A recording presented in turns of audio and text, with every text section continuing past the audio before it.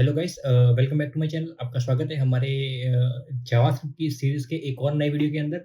सो ये है basically video number 5 और इस वीडियो के अंदर हम लोग देखेंगे कि जावास्क्रिप्ट के अंदर ऑपरेटर्स क्या होते हैं। सो इस वीडियो के अंदर समझेंगे डिटेल्स में विद द एग्जांपल के थ्रू कि जावास्क्रिप्ट के अंदर ऑपरेटर क्या होता है, क्या क्या होते हैं, कौन-कौन से ऑपरेटर होते हैं जावास्क्रिप्ट के अंदर और कैसे हम लोग यूज़ कर रहे होते हैं हमारे डेली कोडिंग के अंदर। सो समझेंगे डिटेल्स विद द एग्जांपल के थ्रू। ओके। सो जावास्क्रिप्ट में बेसिकली ऑपरेटर होते हैं, वो एक अरिथमेटिक ऑपरेटर होता है, उसके बाद लॉजिकल ऑपरेटर होते हैं, कंपैरिजन ऑपरेटर होते हैं, टेनरी ऑपरेटर होते हैं। तो इस तरह से जावास्क्रिप्ट के अंदर ऑपरेटर होते हैं। तो सबसे पहले हम लोग समझेंगे कि जावास्क्रिप्ट के अंदर जो अरिथमेटिक ऑपरेटर होते हैं वो क्या होते हैं। सो देखो, आप स्क्रीन पे देख रहे हो कि जो अरिथमेटिक ऑपरेटर होते हैं वो बेसिकली क्या होते हैं कि जैसे कि एडिशनल हो गया, सब्सट्रैक्शन हो गया, मल्टीप्लिकेशन हो गया, रिमाइंडर हो गया। तो ये सारे ऑपरेटर है वो एज अ अरिथमेटिक ऑपरेटर कहलाते हैं जावास्क्रिप्ट के अंदर। ओके। सो देखो, समझते हैं एग्जांपल के थ्रू। सो सबसे पहले मैं यहाँ पे लिखता हूँ अरिथमेटिक ऑपरेटर। Okay, sorry. अभी देखो, मैं यहाँ पे क्या करता हूँ, एक वेरिएबल यहाँ पे डिक्लेयर करता हूँ a, जिसकी वैल्यू मैं 10 देता हूँ, और यहाँ पे b, जिसकी वैल्यू मैं 3 देता हूँ। ओके। अब बात करते हैं जावास्क्रिप्ट के अंदर एडिशनल जो अरिथमेटिक ऑपरेटर है उसके अंदर। सबसे पहले देखते हैं एडिशनल क्या होता है। तो एडिशनल का मतलब है सम। देखो, अब मैं समझाता हूँ यहाँ पे a प्लस b। देखो, यहाँ पे हमने a प्लस बी किया, यानी ये क्या हुआ, ये हमने एक एडिशनल ऑपरेटर है, वो एरिथमेटिक ऑपरेटर है, उसका एक एडिशनल फंक्शनलिटी है। तो यहाँ पे मैं क्या करता हूँ, इसको मैं रन करता हूँ node video 5.js। Okay. So यहाँ पे देखो, हमको यहाँ पे सम यहाँ पे मिल चुका है। ओके। उसके बाद है हमारा दिस इज एडिशन। ओके। उसके बाद हमारा है सब्सट्रैक्शन। सो दोनों के वैल्यू में अगर माइनस करना हो तो उसके लिए हम सब्सट्रैक्शन का यूज करते हैं। तो इसके लिए console dot log a minus B. So यहाँ पे हमको क्या मिलेगा, 7। इसको मैं रन करता हूँ। सो देखो, यहाँ पे मेरे को 7 मिल गया। इसको मैं कहता हूँ सब्सट्रैक्शन। ओके। मैं कमेंट करता हूँ, इसको मैं कमेंट करता हूँ। अब कौन सा है, मल्टीप्लिकेशन। सो इसमें कुछ है नहीं, console dot log A multiply B. Okay. So यहाँ पे हमको मिल गया है यहाँ पे मल्टीप्लिकेशन 10 इंटू 3 30। यहाँ पे हमको मिल चुका है। उसके बाद आता है हमारा डिवीजन, कंसोल डॉट लॉग और यहाँ पे ए डिवाइड बाई बी। सो यहाँ पे हमारा आउटपुट क्या आएगा, 3.33 समथिंग आएगा। इसको मैं रन करता हूँ। देखो, 3.3333 यहाँ पे हमारा आउटपुट आ रहा है। ये है बेसिकली डिवीजन। ये क्या करता है, दोनों वैल्यू को डिवाइड करता है। उसके बाद आता है मॉड्यूल्स, कंसोल डॉट लॉग ए मॉड्यूल बी। तो यहाँ पे क्या आएगा, तो यहाँ पे देखो एक आ रहा है। अभी एक क्यों आ रहा है मैं आपको समझाता हूँ। अब जब a डिवाइड बाई b करते हो तो यहाँ पे क्या आएगा, 10 इंटू 3 9। तो हमारा 9 और 10 में से 9 जाएगा तो हमारा एक बचेगा। तो यहाँ पे हमारा ये जो है वो मॉड्यूल रिमाइंडर होता है, वो रिटर्न करता है। इसके लिए यहाँ पे 1 आ रहा है। ओके। इसको कहते हैं मॉड्यूलस ऑपरेटर। ओके। इसके बाद हमारा है एक्सपोनेंट वो क्या करता है कि देखो, अब सबसे पहले मैं समझाता हूँ, console dot log A B. Okay. So ये बेसिकली क्या करेगा, देखो ये क्या करता है, स्क्वायर रिटर्न करता है। 10 है और हमने b किया हुआ है, तो ये क्या करेगा, 10 को 3 टाइम मल्टीप्लाई करेगा। यहाँ पे a की वैल्यू मैंने 10 दी हुई है और यहाँ पे b की वैल्यू यहाँ पे 3 मैंने दी हुई है। तो वो क्या करेगा, वो बेसिकली यही करेगा, 10 इंटू 10 इंटू 10। अगर मैं यहाँ पे 4 करूंगा तो ये क्या करेगा, एक और 10 लगाएगा और इसका जो रिजल्ट आएगा वो हमको प्रिंट करके देगा। देखो यहाँ पे क्या है, सबसे पहले यहाँ पे हमने 3 लिया हुआ, तो क्या आएगा, 1000। 10 इंटू 10 इंटू 10 हमारा इक्वल टू 1000 आएगा। सो यहाँ पे देखो हमारा वैल्यू यहाँ पे हमारी 1000 आ रही है। सो ये बेसिकली है एक्सपोनेंट ऑपरेटर, जो कहते हैं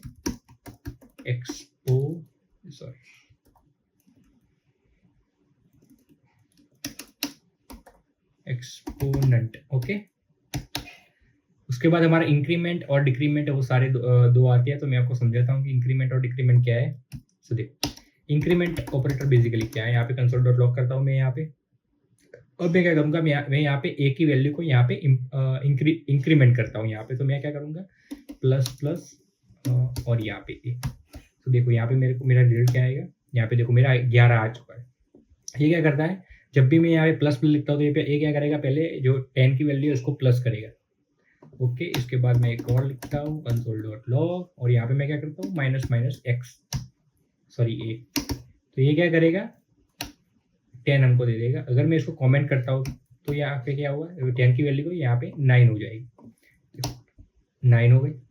अब मैं क्या करता हूँ, देखो मैं क्या करता हूँ, इसको मैं कमेंट करता हूँ और कंसोल डॉट लॉग यहाँ पे ये करता हूँ। और अब मैं क्या करता हूँ, ए प्लस प्लस यहाँ पे करूँगा।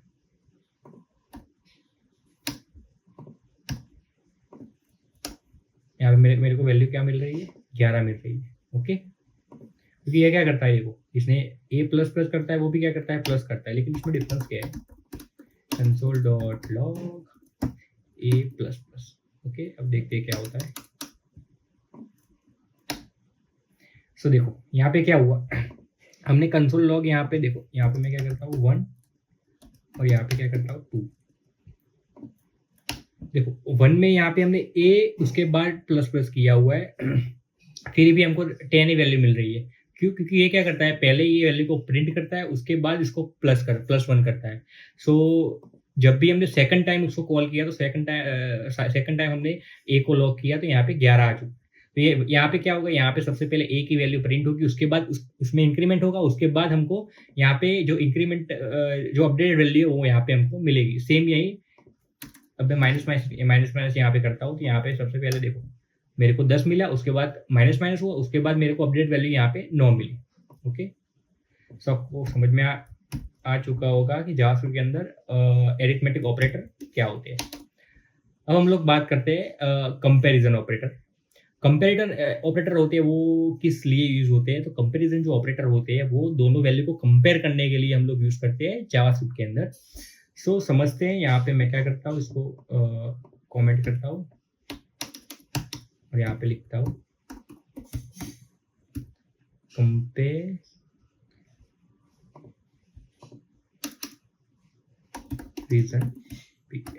ऑपरेटर। ओके, सो देखो यहाँ पे मैं सबसे पहले एक वेरिएबल यहाँ पे 5 डिक्लेयर करता हूँ और यहाँ पे late num2 is equal to, यहाँ पे मैं स्ट्रिंग में 5 डिक्लेयर करता हूँ। ओके, अभी देखो क्या होगा।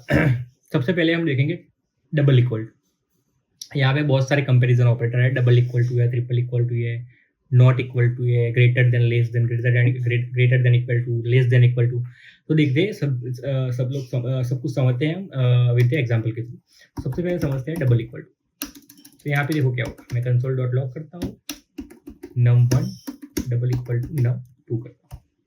ओके, अब इसको मैं क्या करता हूँ, इसको मैं रन करता हूँ। देखो यहाँ पे मेरा ट्रू आ रहा है, क्योंकि ये क्या करता है, ये सिर्फ जो वैल्यू है उसको ही कंपेयर करेगा, ना कि टाइप को कंपेयर करेगा। यहाँ पे क्या होता है कि जब मैं num1 double equal to num2 करता हूँ तो ये क्या करता है, ये जो 5 है उसकी टाइप को कन्वर्ट कर देता है नंबर में, is called implicit type conversation, और उसके बाद हमको रिजल्ट प्रिंट करके देता है। तो यहाँ पे हमको ट्रू आ रहा है। अभी आता है triple equal to, console dot log num1 triple equal to num2। Okay, इसको मैं पहले करता हूँ कमेंट। देखो अभी यहाँ पे क्या हमारा फॉल्स आ रहा है। हमारा क्यों यहाँ पे फॉल्स आ रहा है कि ये क्या करता है, जब भी हम लोग ट्रिपल इक्वल टू से कंपेयर करते हैं तो वो क्या करेगा, दोनों वैल्यू को भी कंपेयर करेगा और उसके टाइप को भी कंपेयर करेगा। यहाँ पे क्या कर रहा है, वैल्यू को भी कंपेयर कर रहा है और उसके टाइप को भी कंपेयर कर रहा है। तो इसका टाइप नंबर है, इसका टाइप स्ट्रिंग है, इसलिए हमको यहाँ पे फॉल्स दिखा रहा है। और देखो अगर मैं ये लिखता हूँ और यहाँ पे मैं क्या करता हूँ, यहाँ पे मैं उसकी वैल्यू को 6 कर देता हूँ और यहाँ पे इसकी वैल्यू 5। सो देखो यहाँ पे हमारा फॉल्स ही आएगा। लेकिन अगर मैं इसकी वैल्यू को भी 6 कर देता हूँ तो यहाँ पे देखो हमारा ट्रू आ रहा है। तो ये क्या, जब भी हम डबल इक्वल टू यूज करते हैं तो वो क्या करता है, सबसे पहले वैल्यू को कंपेयर करता है और अगर उसका टाइप है वो चेंज कर दे उसके बाद वैल्यू को कंपेयर करता है। और ट्रिपल इक्वल टू क्या करता है कि वैल्यू और टाइप दोनों को ही कंपेयर करता है। अब बात करते हैं not equal to. So console dot log, यहाँ पे num1 not equal to num2। Okay, so यहाँ पे हम लोग ये चेक कर रहे हैं कि ये दोनों इक्वल है या नहीं है। सो यहाँ पे फॉल्स आ रहा है कि ये दोनों इक्वल नहीं है, सॉरी इक्वल है, मीन्स हम लोग चेक करते हैं कि नॉट इक्वल है, दोनों ही इक्वल नहीं है, ये हम लोग चेक कर रहे हैं, लेकिन यहाँ पे हमारा क्या फॉल्स आ रहा है। इसका मतलब ये क्या बोल रहा है कि ये इक्वल है, क्योंकि ये भी सेम क्या करता है, ओनली वैल्यू को ही कंपेयर करता है। और जब भी हम यहाँ पे console.log यहाँ पे num1 डबल इक्वल टू लिखेंगे और num2, तो देखो यहाँ पे क्या आता है, यहाँ पे ट्रू आएगा हमारा। क्यों? क्योंकि ये दोनों वैल्यू डिफरेंस है। क्यों डिफरेंस है? क्योंकि हमने यहाँ पे डबल इक्वल टू लगाया हुआ। इसका मतलब क्या है कि इसका टाइप और वैल्यू भले सेम है, लेकिन इन दोनों का टाइप है वो डिफरेंस है, इसलिए यहाँ पे ट्रू आएगा। ओके, इसके बाद आता है ग्रेटर देन। तो console.log num1 ग्रेटर देन 3। तो ये क्या है कि जो num1 की वैल्यू है वो 3 से बड़ी है, तो लिखते हैं या ट्रू। अगर मैं यहाँ पे 7 लिख लेता हूँ तो यहाँ पे क्या आएगा, फॉल्स आएगा। ओके, उसके बाद है हमारा less than, console.log num1 less then 7। यहाँ पे हम लोग कह रहे हैं कि जो num1 की वैल्यू है वो 7 से छोटी है। इसको मैं करता हूँ तो ट्रू आ रहा है। अगर मैं यहाँ पे क्या करता हूँ, यहाँ पे अगर मैं करता हूँ 3, कि जो num1 की वैल्यू है वो 7 से छोटी है, तो ये गलत है। 6 से छोटी है, तो 6 से छोटी है नहीं, तो यहाँ पे फॉल्स हमारा आएगा। ओके, यहाँ पे हमारा फॉल्स आ चुका है। इसको मैं क्लियर करता हूँ। ओके, अभी बात करते हैं greater than equal to. So num1 greater than equal to 6। So देखो यहाँ पे क्या है, ग्रेटर देन इक्वल टू का मतलब क्या होता है कि वो वैल्यू 6 है या 6 से बड़ी है। अगर छोटी होगी तो वो क्या करेगा, वो फॉल्स रिटर्न करेगा। तो यहाँ पे वैल्यू 6 है, तो यहाँ पे क्या आ रहा है, ट्रू आ रहा है। अगर यहाँ पे मान लो 6 से बड़ी वैल्यू है तो भी यहाँ पे ट्रू आ रहा है। लेकिन अगर ये वैल्यू 6 से छोटी है तो यहाँ पे देखो फॉल्स आ रहा है। तो ग्रेटर देन इक्वल टू होता है, वो क्या करता है, वो चेक करता है या तो वो वैल्यू बड़ी है या तो इक्वल है। अगर उससे छोटी हुई तो वो फॉल्स देगा।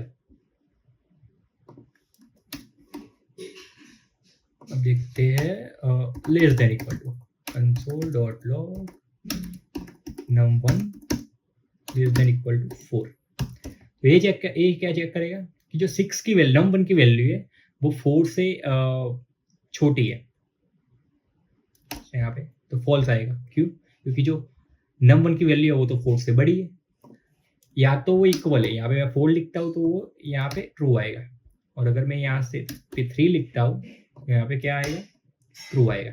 ओके, क्योंकि ये क्या चेक करता है कि जो लेस देन होता है वो क्या करता है कि जो पर्टिकुलर वैल्यू है उससे जो हम जिससे हम कंपेयर कर रहे हैं वो वैल्यू या तो छोटी है या तो इक्वल है, तभी वो ट्रू रिटर्न करेगा। अगर उससे बड़ी होगी तो वो फॉल्स रिटर्न करेगा।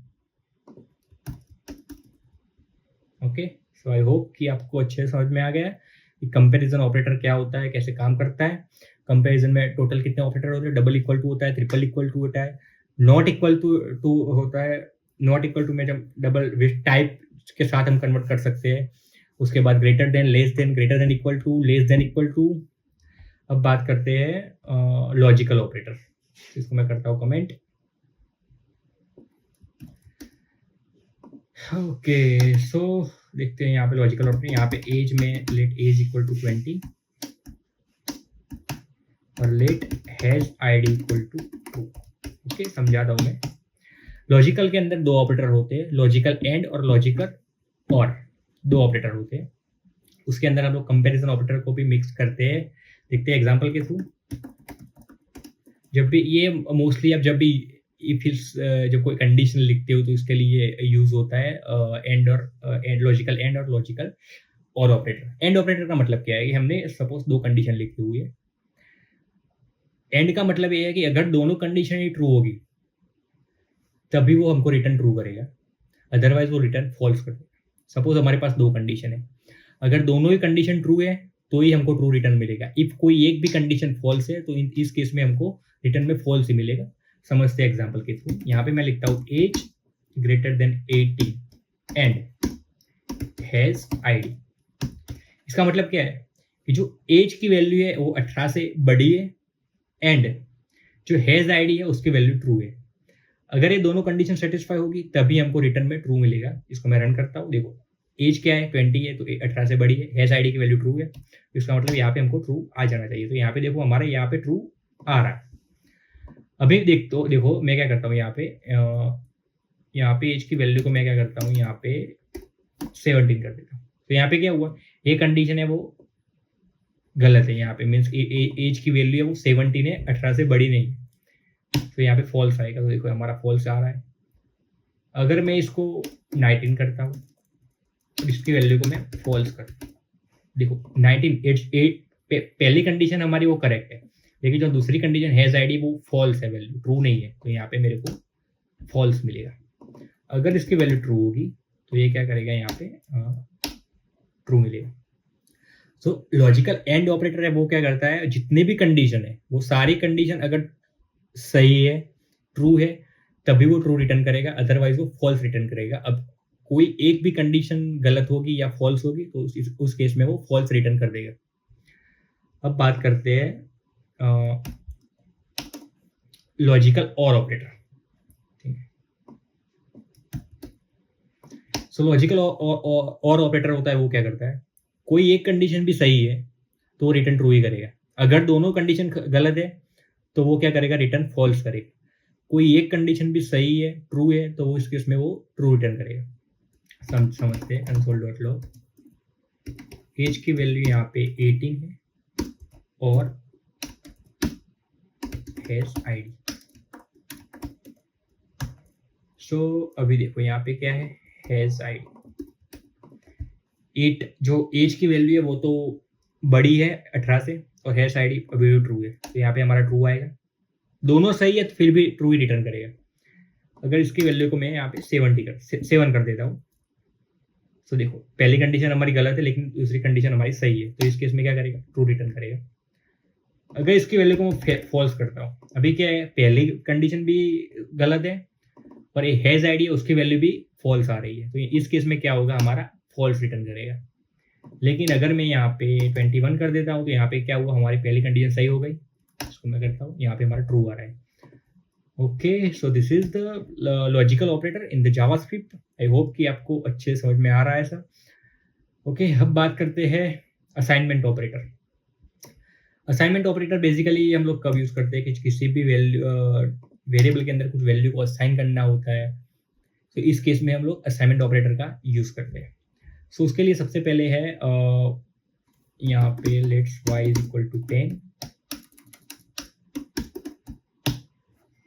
यहाँ पे देखो सबसे पहले प्लस इक्वल टू, उसके बाद माइनस इक्वल टू, फिर एब्स्ट्रैक्ट बोलते हैं, equal to, division equal to and modules equal to.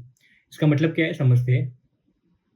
देखो सबसे पहले बात करते हैं प्लस इक्वल टू। तो यहाँ पे मैं करता हूँ y प्लस इक्वल टू 5 करता हूँ, उसके बाद कंसोल करता हूँ मैं y को, देखता हूँ उसमें रिजल्ट क्या है। तो यहाँ पे रिजल्ट 15 आ रहा है, क्योंकि यहाँ पे हुआ क्या, जब भी हम y plus equal to y लिखते हैं तो यहाँ पे क्या होता है, y is equal to y plus 5, ये कंडीशन अप्लाई होती है। उसके अंदर क्या होता है, जब भी प्लस इक्वल टू हम लिखते हैं यहाँ पे क्या होता है, y की जो वैल्यू है y से प्लस 5 कर देगा। तो यहाँ पे देखो y की वैल्यू कितनी है 10 और यहाँ पे हम प्लस 5 कर रहे हैं, तो यहाँ पे हमारा कितना रिजल्ट आएगा 15। तो यहाँ पे हमारा 15 आ चुका है। ओके, अब बात करते हैं minus equal to. So y minus equal to 5। So यहाँ पे क्या हुआ, y equal to y minus 5। Okay, तो y की वैल्यू कितनी है 10 है और हम माइनस कितने कर रहे हैं 5, तो यहाँ पे हमारा रिजल्ट क्या आएगा 5 आएगा। इसको मैं करता हूँ, ओके आई थिंक ओके, यहाँ पे हमने दो कंडीशन डाली हुई है ना, इसको मैं कमेंट करता हूँ। ठीक है, तो यहाँ पे देखो 5 आ रहा है। अगर मैं इसको यहाँ पे 3 करता हूँ तो यहाँ पे कितना आएगा, 10 माइनस 3 मीन्स 7 आएगा। इसको मैं रन करता हूँ, देखो यहाँ पे 7 आ चुका है। अभी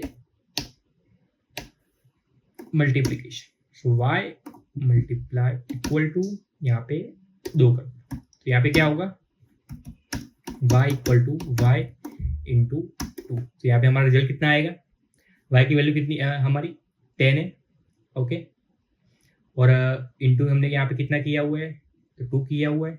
सो आई थिंक हमारा रिजल्ट यहाँ पे 20 आएगा। तो यहाँ पे देखो हमारा रिजल्ट यहाँ पे 20 आ रहा है, ओके। इसके बाद यहाँ पे हम लोग क्या करेंगे, y डिवाइड यहाँ पे मैं 2 करता हूँ, ओके। तो यहाँ पे क्या करेगा, y equal to y divide by 2 यहाँ पे करेगा। तो यहाँ पे क्या हो गया, y divide by 2 2 into 5, okay. So यहाँ पे हमारा 5 आएगा। तो देखो यहाँ पे हमारा 5 आ रहा है, इसको मैं कमेंट करता हूँ। उसके बाद मॉड्यूल y इक्वल टू 5। तो यहाँ पे क्या होगा, y is equal to y module 5, okay, इस तरह से होगा। तो यहाँ पे हमारी वैल्यू कितनी आएंगी देखते हैं, यहाँ पे आई थिंक 0 हमारी आएगी, ओके। सो आई होप कि आपको समझ में आ चुका है कि जावास्क्रिप्ट के अंदर असाइनमेंट ऑपरेटर क्या होता है, कैसे हम लोग यूज करते हैं। अब बात करते हैं टेनरी ऑपरेटर के बारे में कि जावास्क्रिप्ट के अंदर टेनरी ऑपरेटर क्या होता है और कैसे काम करता है। सो देखो, जो टेनरी ऑपरेटर होता है वो क्या होता है, बेसिकली आपको इफ एल्स स्टेटमेंट का पता होगा, वो एज अ कंडीशनल स्टेटमेंट भी, हम टेनरी ऑपरेटर को एज अ कंडीशनल स्टेटमेंट भी हम लोग लिख सकते हैं। तो समझते हैं कैसे हम लोग लिख सकते हैं। सपोज यहाँ पे मैं एज यहाँ पे 18, so let result equal to age 18। So यहाँ पे मैं लिखता हूँ you can vote, otherwise you can not vote, okay. यहाँ पे मैं कंसोल लॉग करता हूँ, यहाँ पे रिजल्ट। अब मैं क्या करता हूँ, इसको मैं रन करता हूँ। तो देखो यहाँ पे क्या है, यू कैन वोट मीन्स यहाँ पे क्या हुआ, एक पूरी कंडीशन डाली हुई है। मीन्स अगर अभी आपने इफ एल्स नहीं पढ़ा है, लेकिन ये एक हम लोग शॉर्टकट बोल सकते हैं इफ एल्स स्टेटमेंट का। बट ये एक टेनरी ऑपरेटर है, लेकिन instead of the if else statement हम लोग ये भी यूज कर सकते हैं। अभी तक आपको नहीं पता है कि इफ एल्स स्टेटमेंट क्या है, तो मैं आने वाले वीडियो में मैं सारे कॉन्सेप्ट लेके आने वाला हूँ। लेकिन अभी आप ये समझो कि इसको हम इफ एल्स स्टेटमेंट के एज अ शॉर्टकट में यूज कर सकते हैं। देखो यहाँ पे क्या हुआ, अगर एज की वैल्यू 80 है और उससे बड़ी है, so you can vote print होगा। अगर उसकी वैल्यू वो क्या करेगा, वो रिटर्न करेगा यू कैन वोट, वो स्ट्रिंग है वो रिटर्न करेगा। अगर एज की वैल्यू 8 से छोटी है, सो उस केस में क्या रिटर्न करेगा, यू कैन नॉट वोट। यहाँ पे 2 कंडीशन हो गई। अगर कंडीशन सेटिस्फाई होती है तो कुछ और वैल्यू रिटर्न करता है, अगर वो कंडीशन कुछ गलत है तो वो कुछ और रिटर्न कर रहा है। सो यहाँ पे देखो बेसिकली मैं क्या करता हूँ, यहाँ पे 14 कर देता हूँ। सो यहाँ पे क्या आएगा, यू कैन नॉट वोट। यहाँ पे 80 कर देता हूँ, तो यहाँ पे क्या आएगा, यू कैन वोट। और यहाँ पे मैं क्या करता हूँ, 19 कर देता हूँ। यहाँ पे देखो क्या आएगा, okay, you can vote, okay. So I hope कि आपको अच्छे समझ में आ चुका होगा कि जावास्क्रिप्ट के अंदर ऑपरेटर क्या होते हैं, कितने टाइप के ऑपरेटर है जावास्क्रिप्ट के अंदर, कैसे काम करते हैं। सो आज हमने पूरे वीडियो में देखा कि सारे जो जावास्क्रिप्ट के ऑपरेटर है उसको समझा अच्छे तरह से पिछले एग्जांपल के थ्रू, जिसमें अरिथमेटिक ऑपरेटर हो गया, कंपैरिजन ऑपरेटर हो गया, हमारा लॉजिकल ऑपरेटर हो गया, असाइनमेंट ऑपरेटर हो गया और टेनरी ऑपरेटर हो गए। तो सारे ऑपरेटर आई होप कि आपको अच्छे से समझ में आ चुके हैं। और अगर आपको ये अच्छे से समझ में आ चुके हैं तो आप इस वीडियो को लाइक करें, शेयर करें और सब्सक्राइब करना ना भूलें। Thank you very much guys for watching this video. मिलते हैं जी ऐसे एक और नए वीडियो के साथ।